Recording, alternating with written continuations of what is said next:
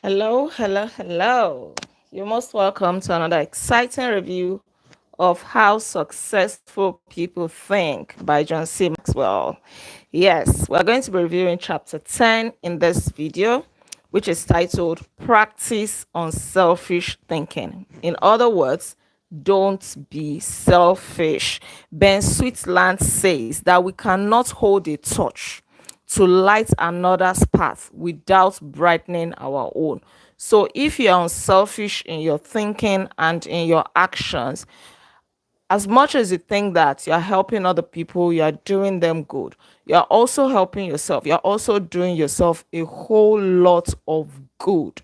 So, if there is one thing you remember, don't be selfish. And in this review, you're going to be learning how to practice unselfish thinking because, according to our human nature, it may not come naturally to everybody. And you're also going to learn some benefits of unselfish thinking because anybody can be successful by hard work, by hustling and different things. But then there is a different kind of satisfaction and success that comes from helping other people, being there for them. So, what are some of the benefits of unselfish thinking? There are so many, but let's look at a few. Unselfish thinking brings personal fulfillment. There are just a few things in life that bring greater personal rewards than helping other people. When you help other people, you become happy. Yes, people who are unselfish, go and look at them. They are usually depressed, they're usually unhappy because they are too self centered. Everything is focused on them. So they see everything that's wrong with them and their mental health is failing. They don't appreciate anything, they don't appreciate other rights. When you spend your day unselfishly serving other people, maybe at church, at work, in your community, helping people, giving money, giving your time, whatever, you are able to sleep soundly at night. There's this satisfaction that just comes from it that yes, somebody is happy because of me. Somebody can smile because of me. There is no more noble occupation in the world than to assist another human being to help someone succeed. In fact, it's from this video that I learned tonight how Nobel Prize came about. It came from or through the action of the man called Alfred Nobel. His brother had died, but he was mistakenly captured in the papers as the one who died. Instead of being bitter, instead of resenting or fighting and all of that, he decided to promote peace and he decided to contribute to humanity. I just summarized the story. And people were so amazed that, so somebody can actually do this. He saw his own obituary in the newspaper. And instead of him to become angry, no, he decided to promote peace. He decided to help humanity instead. So it was after him that they named the popular prize Nobel Prize, and they started giving Nobel Prize to people. Number two, unselfish thinking adds value to other people. It is natural that you want to add value to yourself. You want to grab everything that you can grab and all of that.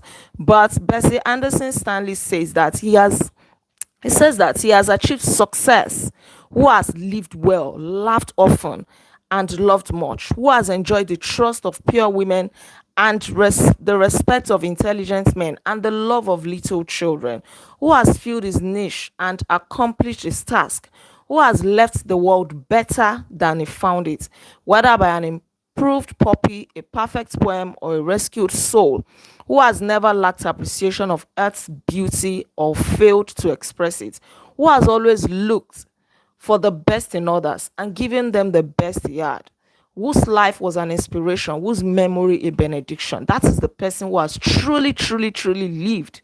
Not the person who left the best cars or who built the biggest house or who had the biggest investments. No. When you go outside of yourself and make a contribution to other people, that is when you truly begin to live.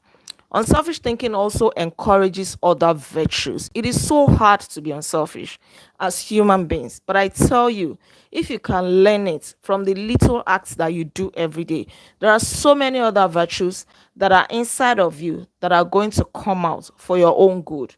the virtue of humility, the virtue of patience, of understanding, of tolerance, of generosity, of discipline. The Maya.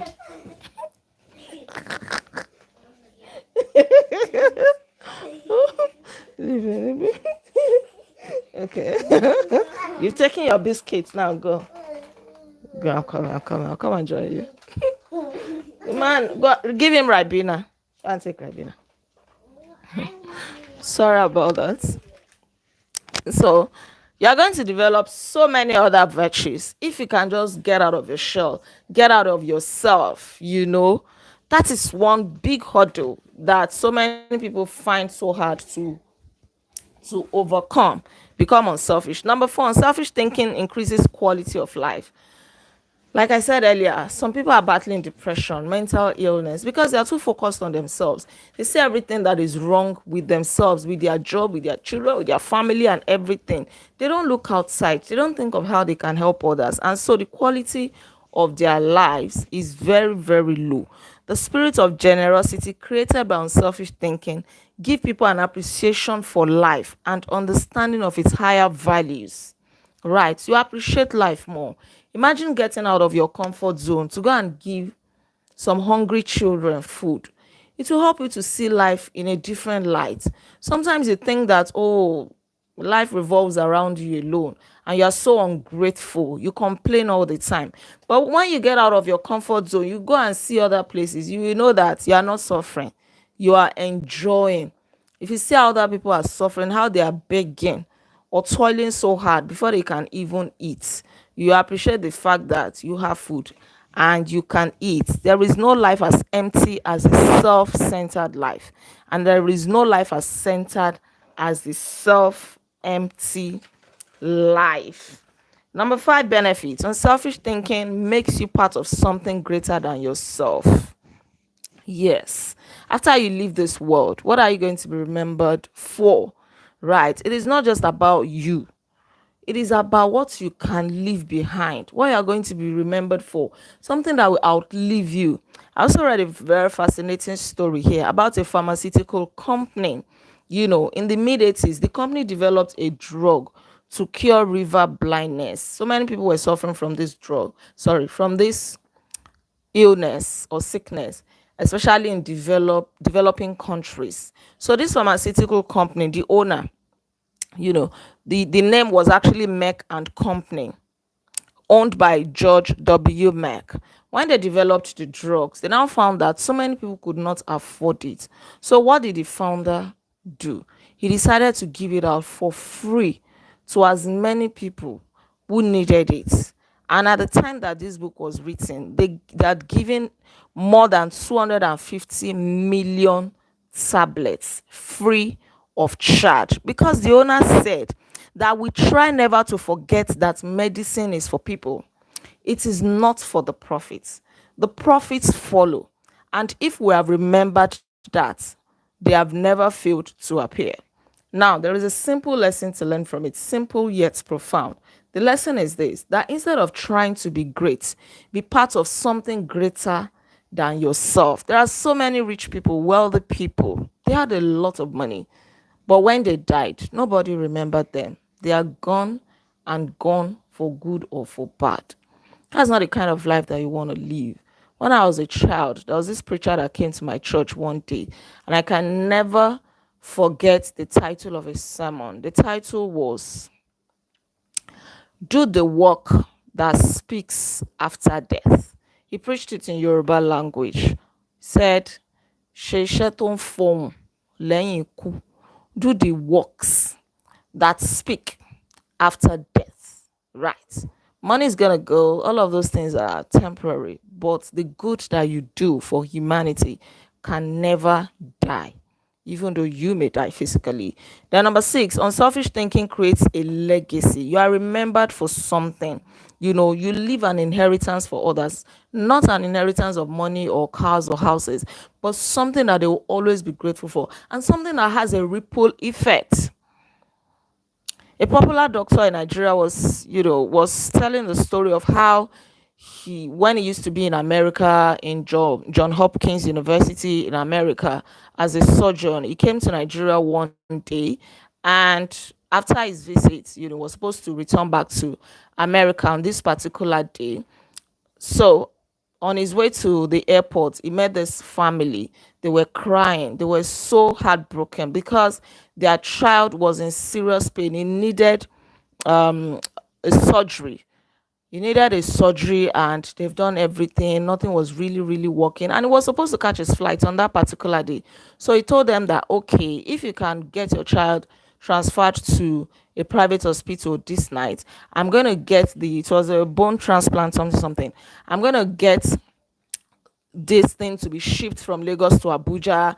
I'm going to do the surgery overnight so that tomorrow, that was the next day, I can go back to America. And they did that. He arranged for how what they needed to be shipped from Lagos to Abuja that night. I think he even paid for it.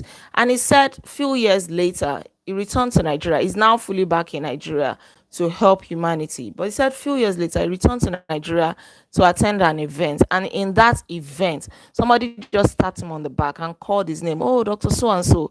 And he looked back. And he said, and he remembered the girl immediately. Now, the girl was studying medicine. She wanted to become a surgeon, to be helping other people the way she was helped, because she could have died. That is the kind of legacy we're talking about. Now, that doctor had to cancel his flight, made that sacrifice for that girl, but look at the ripple effect that is going to have in the world. That is the kind of legacy that we're talking about. Not just I want to achieve this, I want to buy this, I want to buy that. Once you are gone, your car is not going to be buried with you. You cannot, even while you are alive, you cannot sleep in more than 2 rooms at the same time. Right? Do what will speak after death. Do something for humanity. Now, as I said earlier, not everybody know how to be unselfish. Our human nature wants us to be selfish, wants us to grab whatever we can grab for ourselves, to be me, myself, and I alone, right? So here are ways that you can be unselfish in your thinking. Put others first. Your Adamic nature will say, oh no, you're myself first, me first, me first. But if you want to practice it, do it little by little. It does not matter how you start. Maybe you just start by giving $1 to somebody. You just start by spending time with somebody. You just start by sending an SMS to somebody. Put other people first. Forget about yourself for a moment. Humility is not thinking less of yourself. It is thinking of yourself less. You are not carrying yourself in your head, and you're so bothered about yourself. No, put other people first. Instead of grabbing that thing first, allow somebody to take it. Instead of entering the room first, allow somebody to go ahead of you. Instead of eating the last piece of meat, let your wife eat it. Let your child eat it. That way, you are getting rid of your self-centered nature. You do it little by little. Don't look for only your own interest. Look for the interest of other people. What is that thing that can benefit other people, that will make them happy? It doesn't matter. When they're happy, you're happy. If somebody smiles, have you noticed that if somebody smiles, you naturally want to smile back? That is the way it goes. Then expose yourself to situations where people have needs. Don't run away when you hear that, oh, there is a donation needed somewhere, somebody needs your prayer, somebody needs your time. Don't run away. Expose yourself to it. Because many times we believe that, yes, we are not selfish. I'm very, very generous. I'm not selfish. It is easy to think that way. It is easy to say it, but actually do it. Do it. When nobody asks you for something, send something to them. Send them a love note. Send them money, even if it's 1,000 naira. Say, take, use this for airtime. Oh, it's been a while I heard from you. Okay, I'm gonna send a delivery to bring you lunch, something like that. Or you hear that people need blood in the hospital, go there. You are so chubby. There's so much blood inside your body. What are you using it for? Go and donate part of it to somebody who desperately needs it. Right? Expose yourself to situations where people have needs. Don't run away. Don't only go where you will eat and you'll be fed and you will collect gifts. You to go where you will give. Then give quietly or anonymously. If you have never tried it, try it. It brings a different kind of satisfaction. Don't let your right hand know what you're giving. Unfortunately, in this age and time, everybody wants to put camera in people's faces when they are donating, when they are giving. Fine, I kind of understand, especially for NGOs and people who want to attract some funding, who are doing it genuinely, they want to be accountable, they want to post pictures and make videos so that if they're going to get funding, they can have proof that, okay, this is what we have been doing. It's quite understandable. But there are some people that just want to give you 5,000 naira, 10,000 naira. They will record it, they will come out to say it, they'll blow everything out of proportion. There are spiritual, mental, and emotional benefits that come only to those who give anonymously. So if you have never tried it, try it. Then invest in people intentionally. And that's your village. People are suffering. Go now. You have a good job. You have a good income. You can say, okay, a part of my income will go to charity. I'm going to sponsor a child through school. There is a nursing mother in your area. The mother is looking malnourished. The child is looking unhealthy. You can give something intentionally, not only when you are asked. Right. The highest level of unselfish thinking comes when you give of yourself to another person for that person's personal development or well-being. If you're a parent, you understand this. Your child does not have to ask you for food before you give food. Your child does not have to ask you for money before you give him or her money. Your husband or your spouse, your wife, does not need to ask you for time before you spend time with them. So if you have not been doing it, maybe you have been so selfish, you are so engrossed in your work, you don't give time to your spouse, or you're always abandoning your children because you feel that you're too busy. No, you have to be intentional about it. You have to know that when people win, you win as well. Right. Then continually check your motives. Why are you giving what you're giving? Why are you doing what you're doing? If your motive is wrong, then your giving, your generosity is not acceptable. You cannot get any reward from it. Right. So check your motive. Is it based on selfish ambition or false recognition? You want to gain fame? Check your motive. Do you want to check your motives? Then follow the modeling of Benjamin Franklin. He says, okay, every day he asks himself two questions. When he got up in the morning, he would ask, what good am I going to do today? And before he went to bed, he would ask, what good have I done today? So that is how to check your motive. Not what can I receive today? What can I get today? Right. So in closing, remember the 9/11 attack. The 9/11 attack, the author gives a very touching account of how people gave unselfishly, how people volunteered, how they donated, how he himself and his team also went on TV to do a program to pray for people, to call for donation, and amazingly, people gave over $5.9 million in that year. Yes, $5.9 million. Right, that was in 2011. People were so unselfish. They came out to clear rebels, to carry those who lost their lives. It was a difficult period in America at that time, so people were there. It shows how we can be there for one another, how we can get out of our shells. Sorry, 2001. Yeah, thank you. 9/11. Yes. Yeah. 9/11. September 11, 2001. Thank you. Yeah. So it shows how people can really go out of their ways. It shows that we just have this in us as human beings. It's just that sometimes our nature wants to overshadow that. But in everybody, I've seen that you just have that part that is yearning to give to other people. So don't be overshadowed by your own needs, by your own interests, by your own burdens alone. In fact, anytime you're going through a difficult situation, try and give, try and just forget about it for a second and put a smile on somebody's face. I remember a time that I was really in I was going through a financial difficulty, and somebody reached out to me that morning and said, oh, he needed to pay his house rent very urgently, his landlord will soon throw him out, and all of that and all of that. And I looked at myself, I looked at my bank account, I was like, me, I really need money at this time. But upon hearing how much the person needed, even though it would still make a lot of difference to how much I needed, I still decided to give that person. That is sacrificial giving. Not like I had the money, I had needs myself. But I was like, okay, you can sort out your own house rent. He was so happy, he kept on praying and thanking me. And I felt so fulfilled doing that. And guess what? God also came through for me. He met my own needs at the right time as well. So don't think of yourself alone. I'm going to leave you with this question. Ask yourself, am I continually considering others and their journey in order to think with maximum collaboration? Think about it. Thank you so much. That'll be all for tonight's review.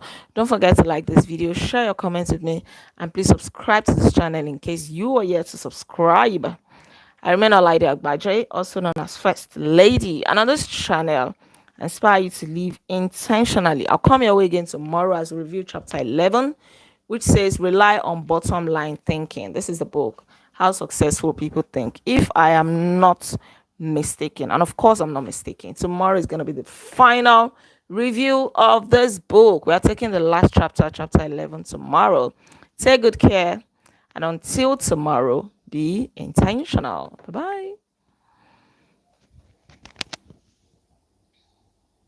You're welcome.